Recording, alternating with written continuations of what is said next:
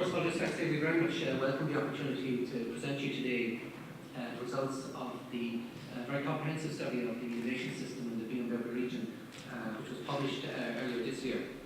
This is the second in a series of reports that we have done on the innovation system in the region. The first was carried out in 2004, and this provided us an opportunity to look at the evolution of the regional economy and to look at the development of the innovation system in a broader sense, but with a particular focus this time on the knowledge-intensive services sector, which is related to an EU-funded project that we were part of. So I'll get into the presentation. But a little bit first of all, just about background of the BMW Region Assembly. Some of you will be very familiar with who we are and what we do. And then most of the presentation will be in relation to the specific findings and analysis that was carried out as part of our audit of the system in the region here. And then we'll draw some conclusions and recommendations, with reference also to some recent work that the OECD has carried out, as Councillor Burke referred to. We've now taken far greater interest in issues of regional competitiveness, and in particular the functioning of the regional innovation systems across OECD countries. And certainly we find a lot of what they have to say rhymes very much with what we have to say. I have to say rhymes because we now have the President who's a poet, so just get that reference in. Okay, so getting into the presentation. The regional assemblies, the two were set up in 1999, arising out of a government decision to divide Ireland into two regions for structural funds purposes. Prior to that, Ireland was a single objective one region in terms of structural funds, and from 1999 onwards, because of the difference in economic growth patterns, the BMW Region companies continue to be eligible for structural funds at objective one status, and the Southern Eastern region was in transition out of that. So, present that decision, two regional assemblies were set up, and their functions were to act as managing authorities for the structural regional development fund and structural funds programs. And what that means is that we're responsible for things like program planning and preparation and negotiation with government and the European Commission. We're responsible for the ongoing monitoring of projects, programs, performance. We're also responsible for financial certification and compliance, for evaluation of those programs, and for the information publicity compliance related to those programs. We also have a broader policy remit in relation to highlighting issues of concern to the region, and seeking to ensure that national policies will take the regional dimension more into account across a whole range of areas, from transport to broadband to research and innovation policy. As part of that, we develop and we undertake various research projects, we undertake various policy initiatives, and we have implemented various pilot projects over the past 10 years. We also are the national contact point, first level control office for a number of inter-reg programs, which are also ERDF funded. And these are projects that are funded on a transnational, cross-border or inter-regional basis. Again, we fulfil various functions on behalf of the Irish Government in relation to those programs at a regional level. For us, innovation has always been a priority theme, and we were successful in being funded to run two regional programs of innovative actions with a total budget of 4.1 million over the past number of years. And under those programs, we implemented 12 pilot initiatives, ranging in everything from community-based broadband solutions to a research voucher scheme, which subsequently has been now mainstreamed as a national research voucher scheme. So we also claim credit to we were the ones who piloted that and showed this was a very useful mechanism to deliver interactions between innovation users and knowledge suppliers through the institutes of technology and the university here. In the regional operational programme currently, you can see that the largest priority is priority one, which is innovation, ICT and the knowledge economy, with an ERDF allocation of €200 million. And of that programme, the programme for research at third level institutions, the PRTLI programme, is co-funded. Various programmes funded under the TSR, Technological Sector Research Programmes, are funded. Marine research is funded, along with the National Broadband Scheme, but it's primarily a research and innovation schemes that are co-funded in the region. So it is a priority also in terms of our structural funds programs. The innovation sector, why is it important? Well, it's important because we believe that a strong knowledge-intensive services sector is one of the hallmarks of a knowledge-based economy. The knowledge-intensive services of KIS sector is not just important in its own right, because in terms of a sector that's growing, and obviously every region wants to develop sectors that can grow, but that sector is a key conduit for innovation, transfer, and provision of knowledge services to all of industry in the region. So it's a very, very important contributor to the innovation system within a region, but it's also a very good benchmark of the health and the development of that sector. So if your knowledge-intensive services sector is growing in terms of your public provision, your private provision, and the usage and uptake and absorption of innovation, then that's a sign of a healthy innovation economy. If that sector is weak, it's an indicator that you have a very weak innovation system in the regional economy. So in that sense, this is a very important component of the innovation system that we believe is worthy of analysis.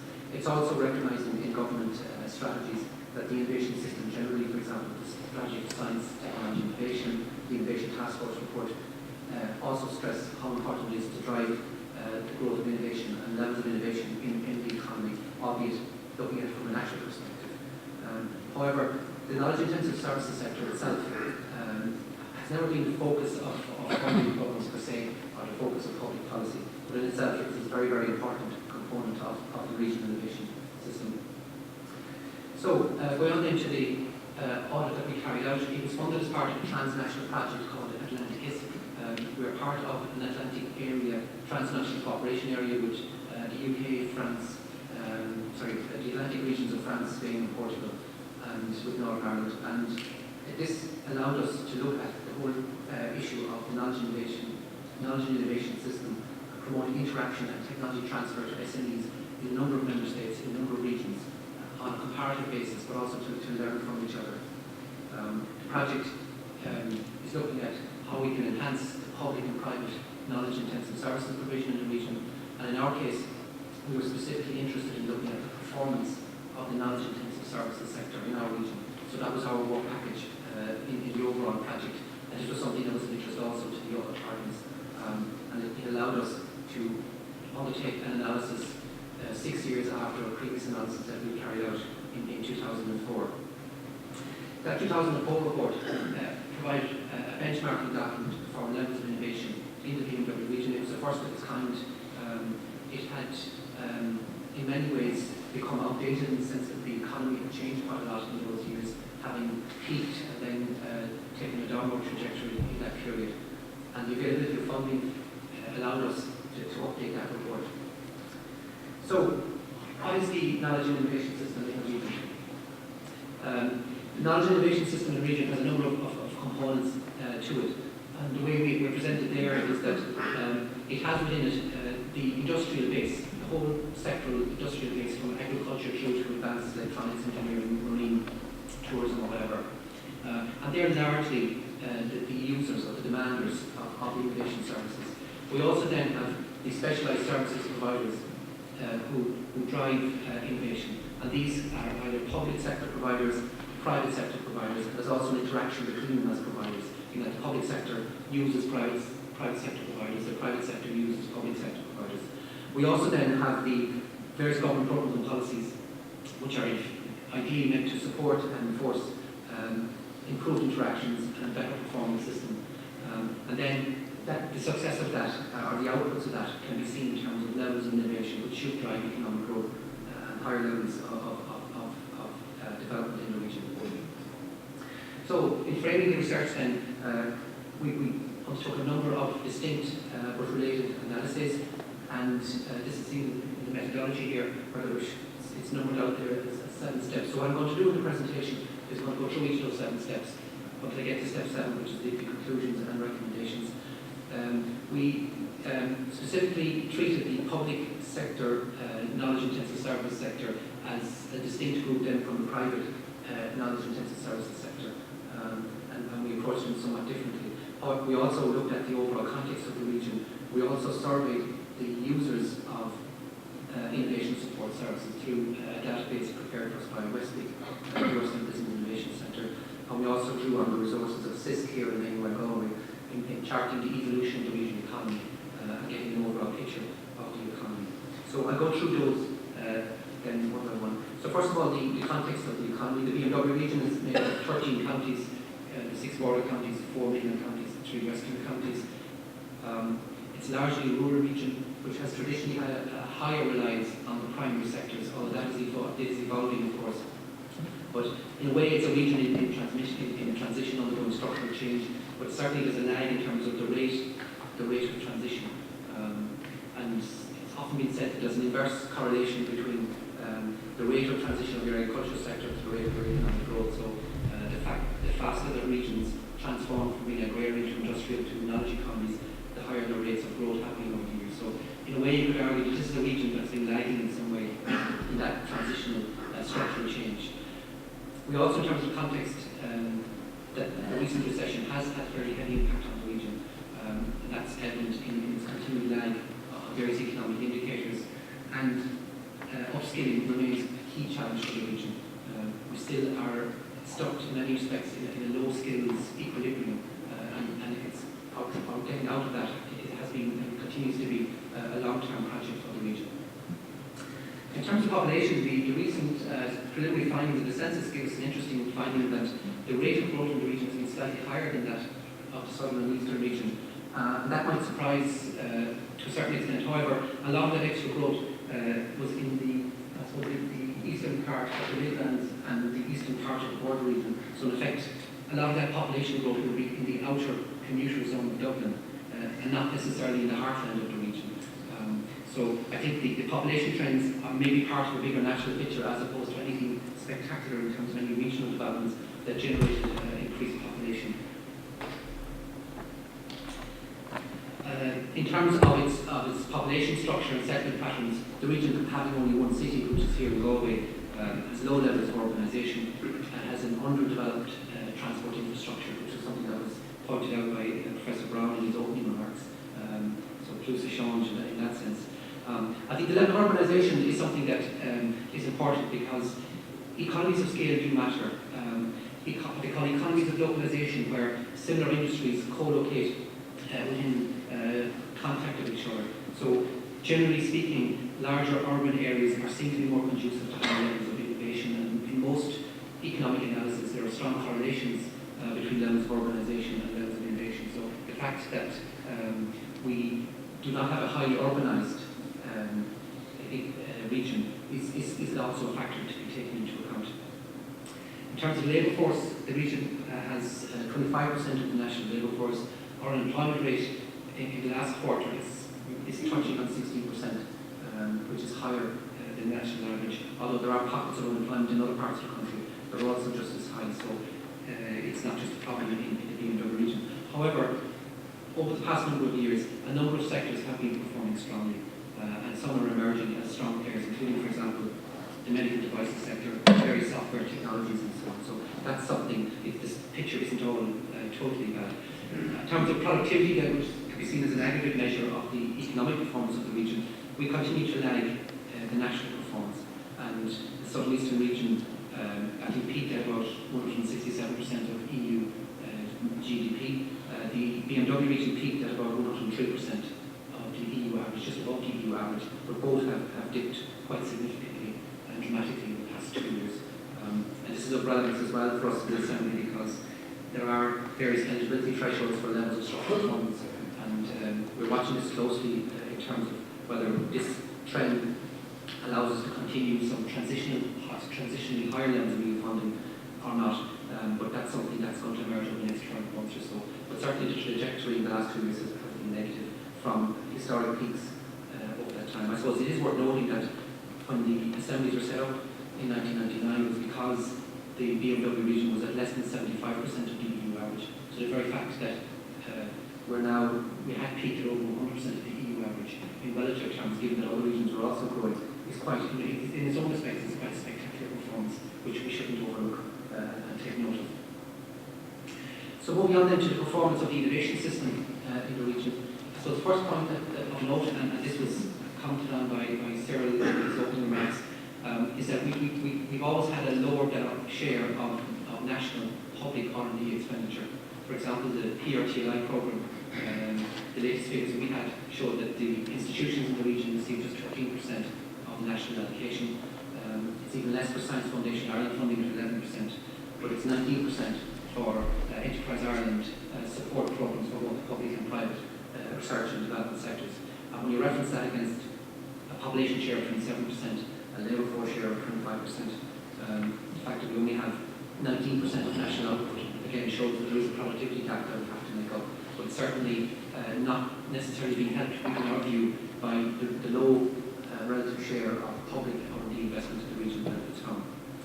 If you look then at the number of research personnel, we account for about 21%, and this is both in terms of males, females, and if you go on into the next slide, in terms of business expenditure in research and development, we can see there that we account for 19% of business expenditure in research. So relative to our GDP, that's not a bad figure actually, but I say relative to the share of the economy, we feel we should be doing better. However, it has to be said that on average, expenditure by businesses in the region on research and development is largely on the national average. So we do obviously then perform reasonably well in some sectors on that. The next section then we look at a survey of companies in the region that were already innovation active in some way. So this was a database of 800 companies that already had in some way been interacting with the innovation support services, and this was a survey carried out on our behalf by Westwick. And of the 800 companies, they had 159 responses. The responses were broadly representative of both the high-value sectors and of the more traditional sectors in the region. And generally speaking, these companies are relatively small. 60% of them would have 1 to 10 employees, with 43% of them having a turnover greater than 500,000 euro. It was interesting that a large number of them were active only in the local and regional market, which is 61%. With 61% of the market for those companies, products and services being in the BMW region, we would see that as a key opportunity to internationalise their activities a little bit more. So, what do they have to say? So these are companies who use innovation services. Why do they use such services? And the main reasons they gave was they use innovation services to grow their sales, increase turnover and market share. They also see innovation services helping them to develop the capacity and skills of their employees. And some also say they see innovation as necessary for survival, which probably reflects the current economic context. What innovation activities did they undertake over the past 3 years? The very largest category was product and services innovation, and almost 80% of them had undertaken product or service innovation over the past 3 years. Lesser numbers had been involved in market innovation, process innovation, or organisational or structural change, or social innovation within their organisation. So still very much they see innovation as product development, concept development, and so on. The sources of information is very, very interesting because we would like to think that the professional and agency and the development agency personnel and officers will be a major source of innovation, signposting and support.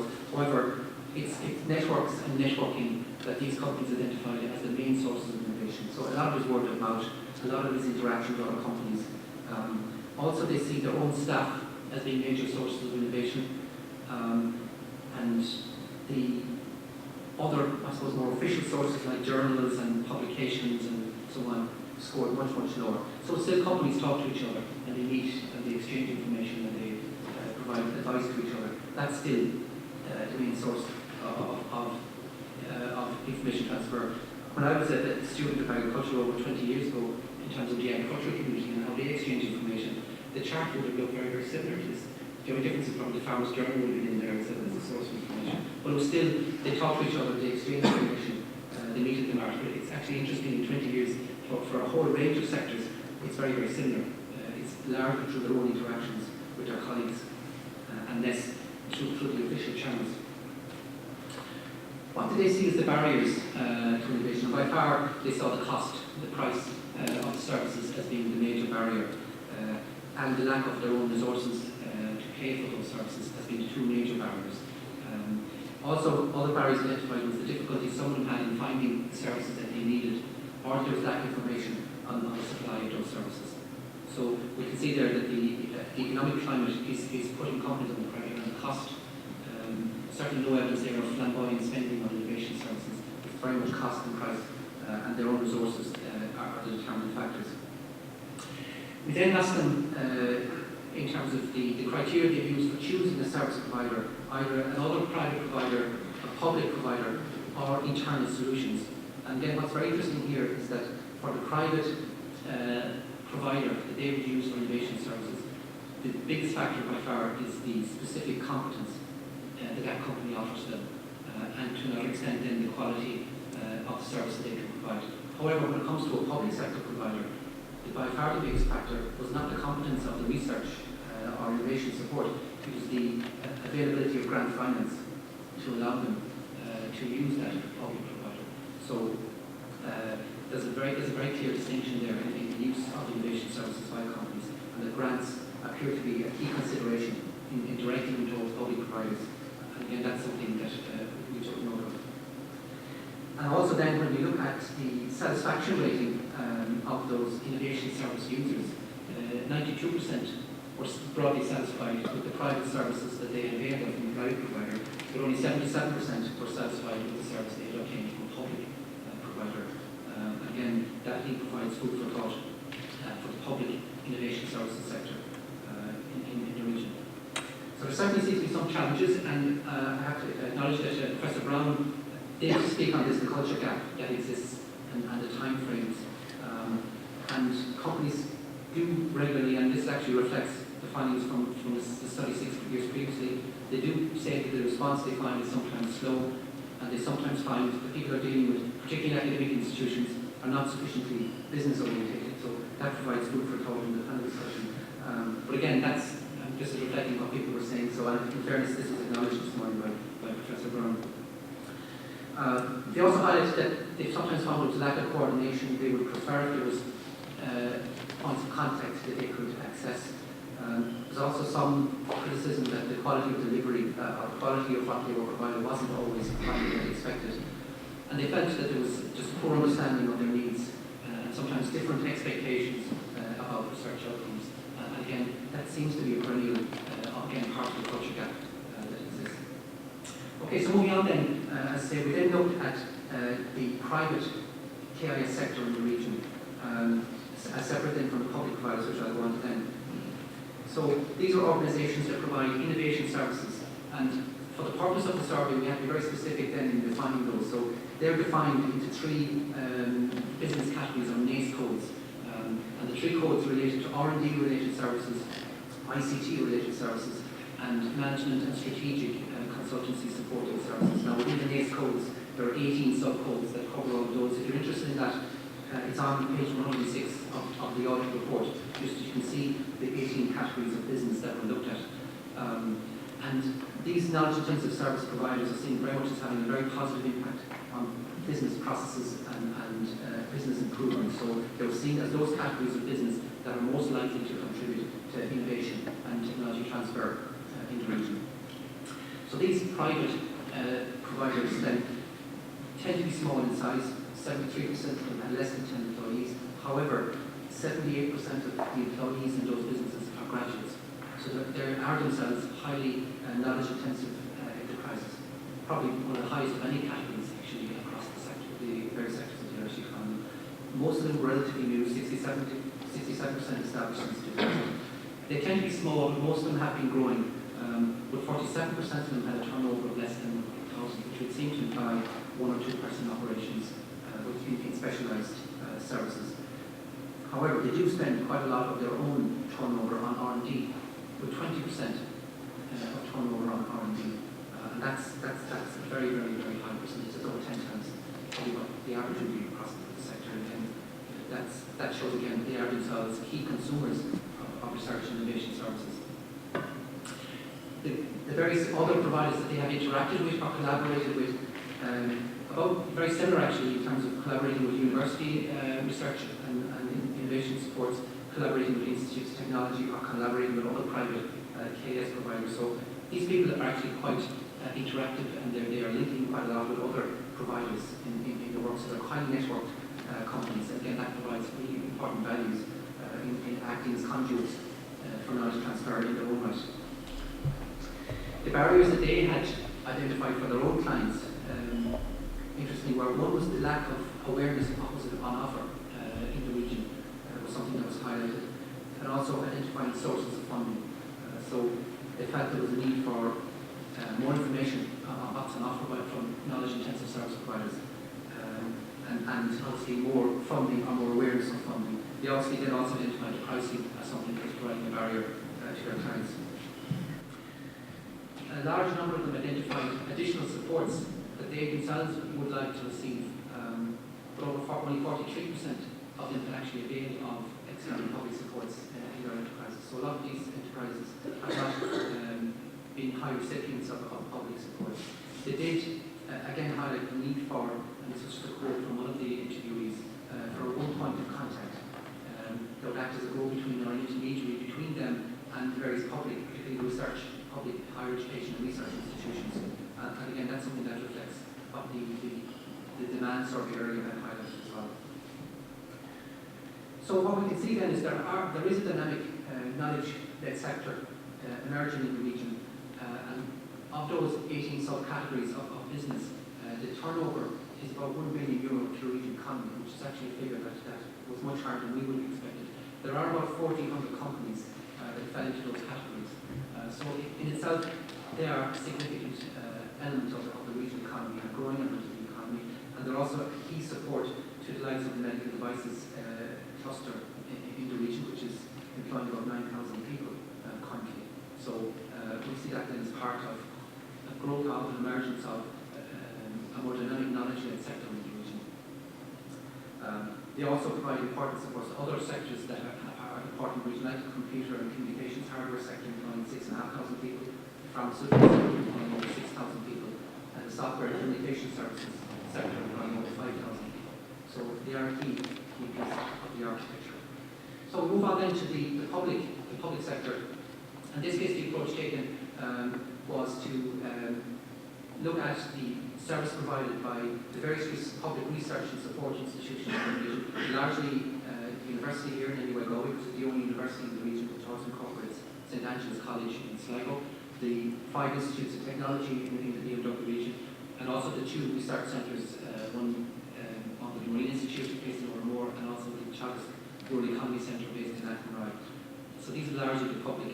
So for example, then we've looked at, I'm not going to go through this, and this is just a snapshot of some of the key research and innovation support infrastructure that's here at Galway, but it's only some of it. There's an awful lot more here than this, but these are some of the key ones in terms of the Innovation Centre here, the Technology Transfer Office, the Centre for Innovation Structural Change, the Remedy Institute, the Dairy Institute, the Environment, Marine and Energy Institute, and so on. So we would have examined all of those. We would have undertaken a consultation with over 40 people who will be key policy makers. In addition to the personnel of the institutions, we also would have spoken to business representative groups, and there were a number of workshops held throughout the region, including one here at Galway. And the general views is that the support programme, certainly over the last number of years, have strengthened research capacity and have strengthened the ability of institutions to provide innovation services across the region. There's also a recognised shift in national policy towards commercialising science and technology investment. However, the BMW Region share of the funding in support of that, again, remains low. Our finding from that is that the innovation policy, when we review that, is clearly set nationally, and it doesn't enable a regional response. That the national policy in innovation and research has never been regionally approved. And the OECD in its analysis referred to myopic or short-sighted, or what you would call spatially blind national policy blueprints in terms of innovation, without a focus on regional innovation. And with the shift in emphasis now towards commercialising and applying commercially the findings and the outcomes of that research and collaboration, it does appear to us that the time is now right for a much more regionally focused national innovation system and support framework. There are certain arguments, and they have been made, that in terms of the funding of the key research centre, that geography doesn't matter all that much, that what you want is excellence. You want the site that brings the best of brains that are available to you into the key research centres. And yes, that's arguable, although we would argue that excellence also needs to be balanced, that you don't just locate all of your research architecture in one city or one site. However, when it comes to the next stage, in terms of the fusion, the interactions with companies, the applied research, the incubation facilities and all of that, the argument for space and for geography becomes very, very important, because it's at the local level where the local specialisations are, the local resources are, is where the interactions need to take place. And we believe to have a national innovation blueprint that doesn't take account of that is deficient. And again, the OECD has found the same. that too many states lack that elaboration in their innovation policy, and that their national innovation policy is the weaker for that, and that their productivity is suffering. So moving on then to some of the overall conclusions. Yes, the knowledge-intensive services sector is an important sector in the BMW regional economy. These are very important carriers of innovation, and they're highly innovative companies in their own right. They're also highly networked providers of innovation services and supporters of innovation in the region. And we believe that the sector needs far greater recognition and needs far greater support arising from this study. For the future, we believe that knowledge transfer and innovation supports activities should be a priority. Yes, we've invested hugely in our knowledge architecture, in our research facilities. We need to put far more emphasis and resources into the application and the transfer of the knowledge and the useful applications arising from that. But we do have to address the funding deficiencies, and for private companies in particular, we do need to continue to provide incentives for them to move along that value chain. We recognise that networks and networking are very important sources of information for the sector, and that's to be borne in mind. The other finding as well in terms of the users of those services, they see it very much as market-driven rather than grant-driven. But yet, without public supports, a lot of these companies will not going to avail those services. We can see that there's a dynamic cluster of knowledge-intensive services emerging in the region, and this can, we believe, lead to the transition to a smart economy in the region, or a knowledge-based economy in the region, and that there is an opportunity to continue to exploit the region's potential and to translate that into jobs and economic growth. But obviously, we need to do certain things in order to make that happen. We believe that the national innovation policy needs a far more explicit regional dimension, which reflects the local and regional economic realities, reflects the local linkages and existing local networks. We need, it needs to be more robust analysis of the regional innovation system, and coherent and explicit regional innovation strategies should be developed in Ireland, which do not exist up to now. There's also, we believe, a need for much better planning of the way companies interact with knowledge institutions, and that there should be single points of contact so that the issue of access and awareness can be overcome, because this seems to be an ongoing issue, that a lot of people who need those services don't seem to know where to begin, and that timeline immediately should be shortened if there's better front access to those companies. And in terms of innovation policy, what we have at the moment is very much a top-down national innovation blueprint. We believe that needs to be complemented, not replaced, but complemented with also a more bottom-up regional innovation strategic approach. But in terms of the greater exploitation of regional assets, the European Commission, in one of its blueprint documents related to the European Union 2020 strategy, the Innovation Union places huge emphasis on what they call smart specialisation. And this is about identifying evident regional comparative advantages and focusing your resources on that. And in fact, it's become now a precondition for the EU funded programmes post-2013 that regions, to benefit from structural funds, will have to demonstrate that the funding they're putting into their research and innovation systems is consistent with an acceptable smart specialisation strategy. And smart specialisation isn't just about identifying the two or three sectors where you have potential for leadership. It's also about identifying the sectors where you have potential for followership. And for a region like the BMW region, I think for a lot of areas of activity which are important in the region, I don't think we can be realistically saying we're going to be a European leader across a whole range of sectors. I think we need to identify areas where we can adopt faster what has worked elsewhere. So I think smart followership in a smart specialisation strategy is just as important as smart leadership. We all seem to be striving. I know for a university or for an institute, you want to be able to define yourself as a leader in certain areas. But from a regional economy point of view, you have to recognise that there's maybe a dozen other sectors which are important in the region where you're not going to be a leader, and that you need to follow a strategy that gets your sector up to world-class standard, but not necessarily you're a leader in that sector. And I think that's something we need to think about, and we certainly haven't been thinking about very much up to now. We also, in terms of conclusions, that we do need a sustained investment in the existing research and innovation centres. One difficulty we've been having is that some centres have been established, have been funded maybe for 3 years, for example, at live research centres, and then the funding is withdrawn, and then the expertise is lost and the capacity is lost. Perhaps in some cases 3 years is not a sufficient time frame for them to establish a sufficient presence to develop and to continue to act purely based on commercial transactions. And then for some areas, I think we believe there's a value in what they were doing and should be continued. Also, the incubation centres, we believe, have been a huge bonus to the region. Most of them are operating at full capacity, and some would actually expand at this stage if they have funding to do so. And that's something we believe should be supported. The role of the higher education institutions in knowledge transfer, we believe, should be expanded. We understand that the remit is largely in relation to the education provision and higher education and fourth-level education. I think on a general sense, though, strategically, we believe they should continue to look at their mission in relation to the regional economic development, technology transfer, applied research, commercialisation support services. That's a role that they can continue to expand in and should be supported to expand in. So then, finally, in relation to those conclusions, I just want to pick up on a few points that were made in the recent report issued by the OECD on regions and innovation policy. In their analysis and in their prognosis, they're saying that what are needed across a lot of OECD countries are outcome-driven regional strategies which are built on those regions' knowledge-based capabilities. Again, that's consistent from our own findings. They also talk about a smart mix of knowledge generation, but also diffusion and exploitation. And again, that seems to ring a bell with what we also found.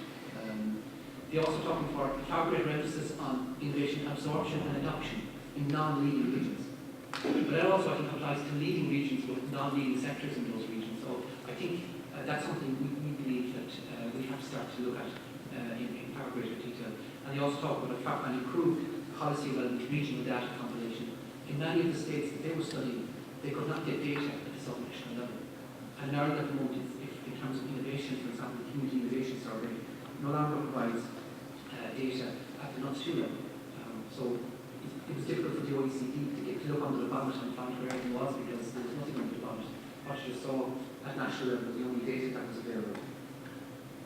And in their conclusion, they said that regions are not countries and governments cannot simply replicate national policies at the regional scale. There are some copies of the report available outside. We only have a few, so if people want that. And the report is available on our website at www.kis.ie.